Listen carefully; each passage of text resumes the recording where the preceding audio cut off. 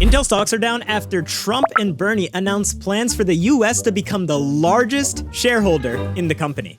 Let's get into it. Last week, Trump said the Intel CEO must be fired and there is no other solution. This week, Trump said the Intel CEO is amazing and promised to work with him because last month, Lip-Butan's former company, Cadence Design Systems, pled guilty to selling semiconductor chip design software to a Chinese military university, the National University of Defense Technology, when Tan was still CEO there, between 2019 and 2021. But Lip said he loved America in a letter and had a meeting with Trump, so none of the national security threats he caused matter anymore, apparently. Now, Trump is more than willing to work with him. But there's not going to be much to work with because Intel is going to crash when Trump gets a stake. Because markets hate when governments get control of companies. They started a foundry section of their company to start making computer chips, and it's losing billions of dollars a year. They are getting completely left in the dust when it comes to AI integration. Competitors are opting for NVIDIA and AMD instead of Intel. Also, pretty much no one uses Intel for smartphones. They're opting for Qualcomm and AMD again. The Intel board already fired the CEO behind these failures back in December, Pat Gelsinger. Lip-Butan only took control in March, I believe. So Lip hasn't even been the CEO for a year yet. And right after getting in the door, he scaled back on the foundry products and he started streamlining the company. Firing Lip so soon would have caused another potential shift direction for Intel. And since Intel doesn't have enough money to deal with another goal change so soon, Trump getting his way would definitely kill the company. Even under the best circumstances, the market hates the government taking a direct stake in companies because governments don't care about profits. Democratic governments optimize for politics, not returns. So a Trump administration in control of Intel would prioritize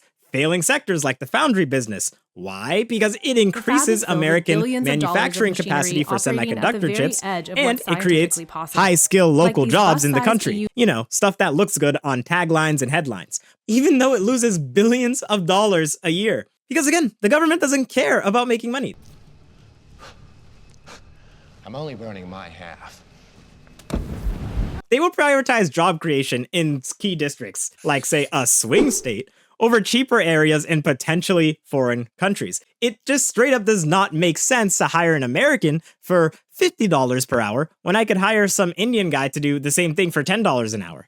But the government hates that, because what? Do you want to be in control of a company that is sending jobs overseas? No. So they will never let that happen, even if it causes Intel to have higher operating costs. That's not all. The government hates job destruction, also known as downsizing. And even if the government did care about finances, what they can't fix is the government's slow decision-making abilities in general. Wading through the opaque, capricious government bureaucracy every time you need to make a decision leads to slower decision-making in general. Remember, Intel doesn't have time to waste. Lip-Butan is offering investors discounts on Intel shares, a desperate move that's signaling that they don't have any money left. I'm all out of money!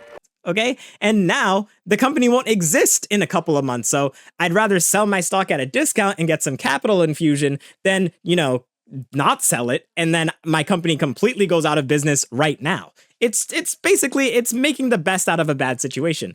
But existing investors hate when this happens because it signals to the entire market that the company might die soon, which decreases expectations of future growth because it decreases demand for the stock in a way, funnily enough. And it also dilutes their ownership percentage, which mathematically, again, decreases their expectations of future returns.